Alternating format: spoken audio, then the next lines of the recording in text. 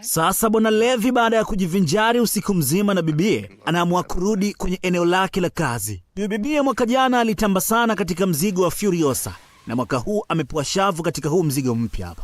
Wanaagana kimahaba na Bwana Levi kuondoka zake. Mripuko mkali unatokea katika lile eneo lake la kazi. Nakumbuka yeye ndo alitega yale mabomu ili kusudi wale viumbe wakisogelea tu waripuke nayo. Sasa ubaya ni kwamba yale mabomu yanaikata ile kamba, inampelekea Bwana Levi kudondoka katika lile shimo kule chini ambako kuna viumbe hatari sana. Bibi anaingia ndani na kubeba silaha nzito na za hatari, maana anajua balaa kule chini. Nakumbuka yeye ni sniper pia.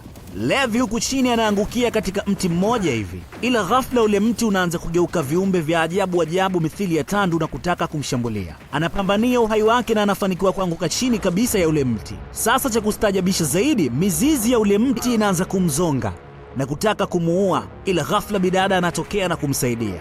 Wanafanikiwa kuondoka mahala pale, ila wapi sasa wataelekea? Kumbuka huku chini kote kunatawaliwa na wale viumbe. Ni akina nani? Hapa ni wapi?